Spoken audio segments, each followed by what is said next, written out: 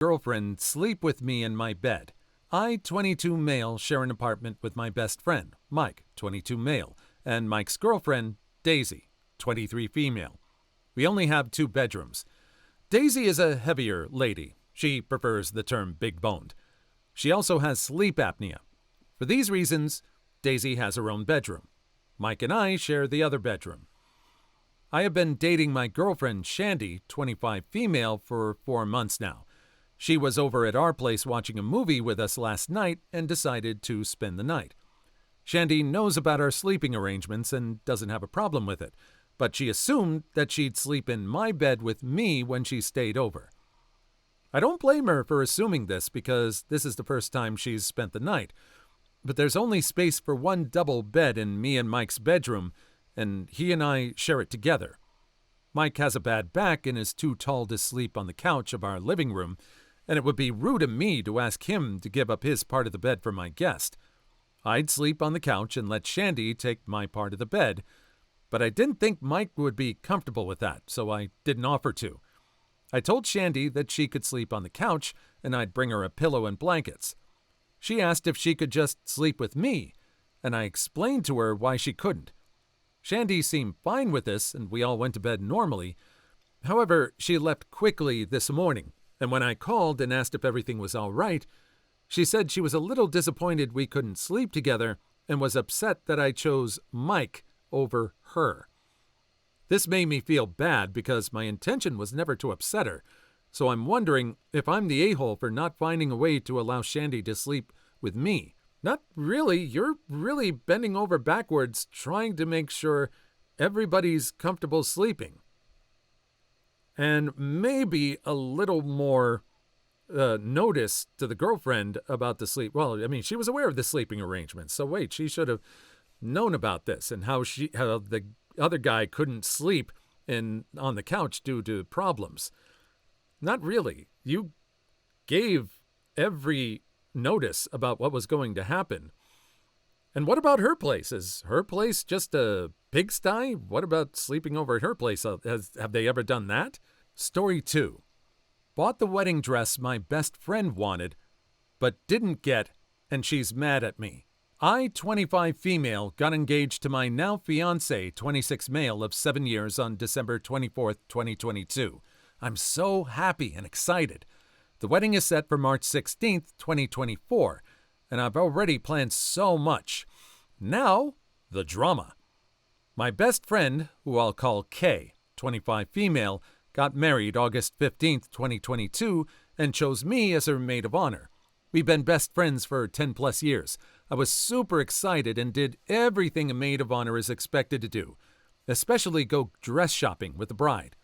We went to at least 3 different bridal stores together, and she absolutely fell in love with one from the last store. She wanted it so bad, and she looked absolutely stunning. However, her mom, who I'll call B, didn't like it.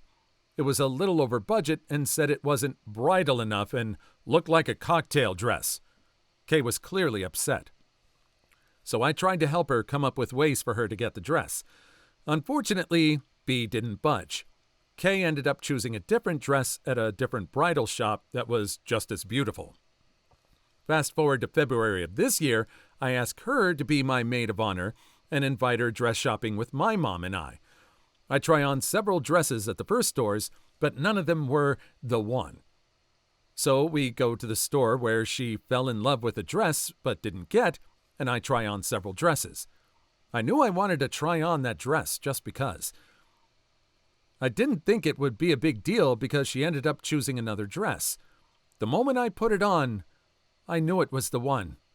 I felt so beautiful and confident for the first time in years.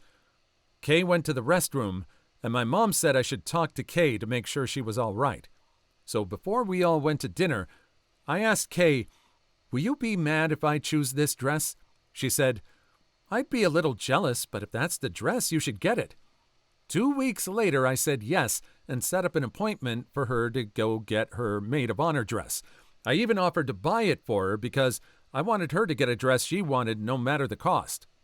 After I said yes, she got extremely upset and ran into her dress room crying. My smile immediately went away, and everyone in the bridal shop could see. So that night, I went home after she ran out of the appointment, and my mom paid for half of the dress. She texted me a few hours later saying, "I'm sorry. You knew how much I wanted it for my wedding, and it feels like a punch in the gut." She also said, "It felt like a stab in the back." I couldn't stop crying. The next day, we had a girls' day because she didn't have a bachelorette. That's a whole different story, and we both apologized. We had a great day, and I thought everything was fine. Kay went silent for 2 months after that day. I texted her and basically asked her what's going on. She said, "Based on how I was treated during my wedding planning and then you getting that dress, you don't value our friendship." I was shocked. I honestly didn't know what she meant by how I was treated throughout my wedding process and didn't respond right away. The next day I texted her. What she said broke my heart, and we needed to have a conversation. But I needed time to process everything. A week later, I asked Kay if she was still going to be maid of honor. I told her, "I still want you to be, but if you don't want to, I'll understand." And she responds, "That sounds like you don't want me to be." I said that was not the case, but I wouldn't force her and I would respect her decision regardless. She basically ended up saying, "I'm still going back and forth with it, but I'm leaning towards not being in your bridal party." Fast forward to weeks of trying to get together in person. We get together and talk. The conversation went well, I thought. I told her she's no longer in the bridal party and my second maid of honor is taking over the role completely. Kay and I both said we want to stay in each other's lives.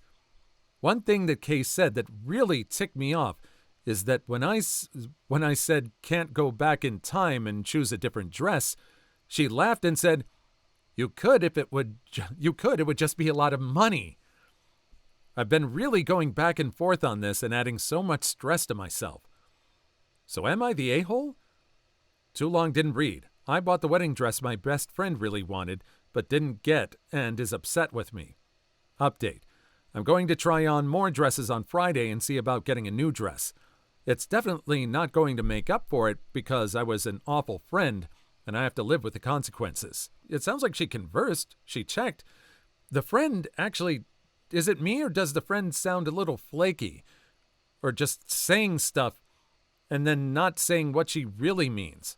I think when she said, "Oh, it's okay, I might be a little annoyed," she was actually really upset that this woman was choosing the dress. I think it's more on the friend than this person. She was very open and say, "Oh, I can find another dress. Is it okay? I don't want you to be upset." I think she gave her every opportunity. Please like and subscribe if you made it this far. I hope you'll enjoy the rest of the video and have a wonderful day. Story 3. My manager was an awful person to me, but I got her fired in an embarrassing fashion. Years ago, shortly after I graduated high school, I got a new job to support myself during college. The new gig was in a pet store, and I was working in the department that sold the fish, aquariums, reptiles, and birds, etc., etc. The store manager was an awesome guy who I will call Kurt. Kurt was an old-school guy. He went to work, worked hard, and went home. That's all he expected out of you as well. My immediate manager over my department was this large, snaggletooth witch of a woman. I'll call her Stephanie. We got off to a bad start because she quickly found out that I knew more about reptiles than her. She preferred the fish, whereas I had kept snakes for the past 4 or 5 years. Her ego couldn't handle a fresh employee not needing her guidance. From then on, she was terrible to me. She singled me out to clean the goldfish tanks and had the other employees cover sales every day I worked. She would say rude things to me, such as, "You're the weak link in my team. You're the reason I'm having problems in this department." Fast forward about a year, my hours had been cut by about 25%. I asked the store manager what the deal was, and he told me that our department had lost too much money between lack of sales and broken merchandise, etc. This puzzled me, but I didn't think much of it because everybody's hours were cut. Simultaneously, myself and a few coworkers had noticed something strange. Stephanie had recently taken much more interest in the customers. She insisted on helping certain customers and sending us to do busy work while they were there. A customer came in one evening and was talking to us about how nice Stephanie is. Turns out, Stephanie was breeding mice and selling them to customers outside of the store. We found out she was breeding all of her animals, her dogs, turtle, mice, and selling them to customers she met through our store. Not only was this taking business from us, our store had a couple corporate policies. We did not feed nor sell mice as live food for snakes, and we donated a lot of time and money to shelters, and we condemned breeding dogs and cats for sales. Stephanie was making money by selling animals to the customers, all the while her department had hours cut for all of its employees. It didn't quite make sense how this was costing us so much money until one evening I thought I had it figured out. Stephanie was an otherwise lazy woman, but when one of her customers came in, she was by their side the whole time. I watched closely as she followed a customer around, helping them pick out a cart full of expensive aquarium decorations and terrarium supplies like lights and bulbs. I followed and wrote down every item she grabbed. I wanted to see where this went. She directed the customer to a register and went to check them out. She's lazy and would never do this for any other customers. I noted the time and went back to work. I later spoke to other cashiers about Stephanie checking customers out, and they said that she only ever rang up certain customers, and she acted weird when they did it. They suspected she was abusing coupons for them or applying hefty discounts. I got my coworkers to corroborate my story about the under-the-table animal sales and suspicious behavior, and I went to talk to Kurt. I handed him a paper with about 20 UPCs and the time written on it, and I said, I think if you look up a transaction from Register 2 at this time last night, you'll find a large discount applied to it. These are the items I would expect you to find on that transaction. He was a bit puzzled, and I explained everything to him. I told him I didn't want to make any accusations before because I wasn't sure, but after seeing her in action, I was pretty sure something was going on. He thanked me and assured me he'd look into it. A couple weeks later, I was at work, and I noticed Kurt was standing near the door watching closely. It just so happens Stephanie was coming in for her shift right about that time. The second she walked through the door, he called her over to his office. Apparently, waiting in his office was a regional manager from a corporation. He looked at the list I gave him and looked up transactions from the night before. He found one at the exact time I wrote, but it only had about half of the items I listed. But every item that was on the receipt was on the list I gave him. This prompted him to watch her for a few weeks, and in that time frame, they found her to be taking her customers around shopping, personally taking them up to the register and scanning every other item and putting the expensive stuff into the cart without ringing it up. In that time span, she had been giving away over $1,500 in merchandise, and he looked back at the logs we keep for broken merchandise that's written off and found an excessive amount of aquarium supplies and decorations that were signed off by her. It was something like 1,000% more written off broken merchandise than was found at the same time last quarter.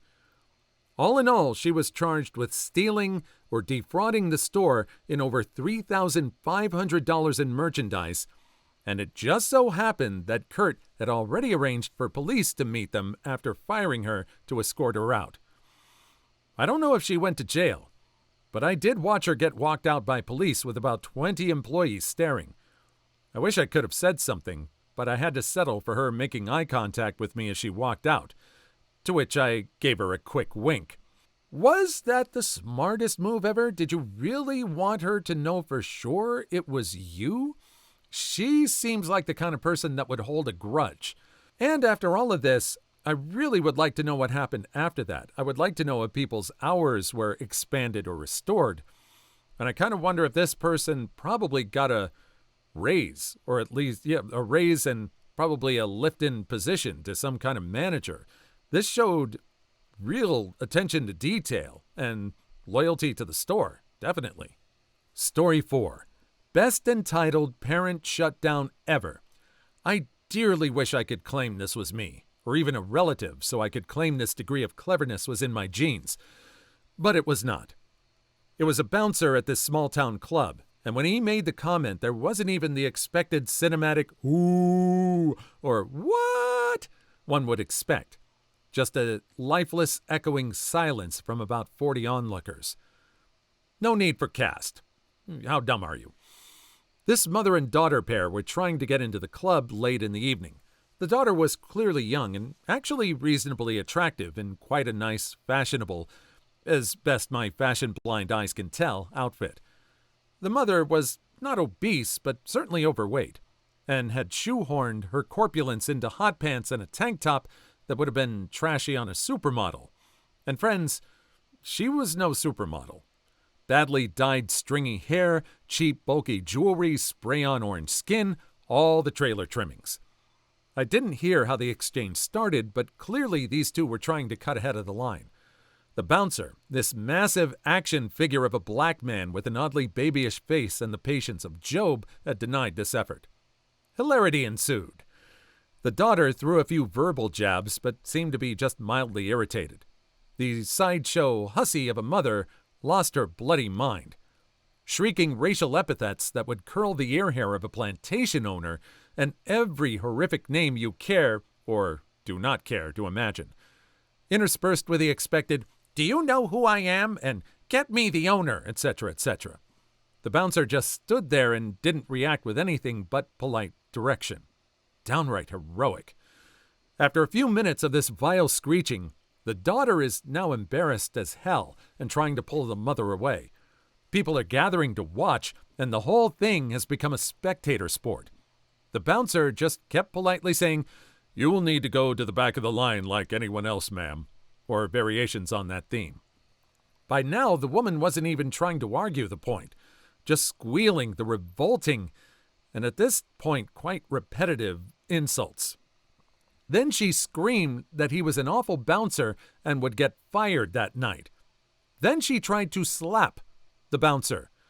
She missed, quite badly, at which point the bouncer took a single step forward as she fell back with a shriek and said quite loudly, "Ma'am, at any point tonight have I ever told you how to suck off flabby obese old men in an alley for 5 pounds a shot?"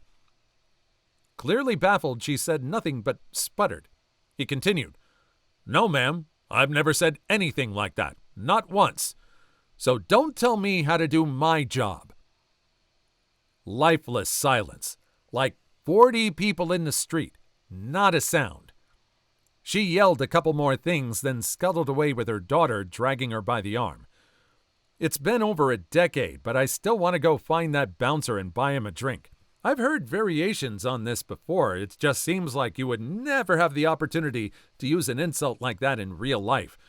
But if this story is true, then man, just the impact that this person had. I think his voice was probably a little bit deeper than mine, but what he said just echoed, and people just had to process it. Amazing. Please leave your story in the comments. I would love to make a video on them in the future. Also, don't forget to like and subscribe.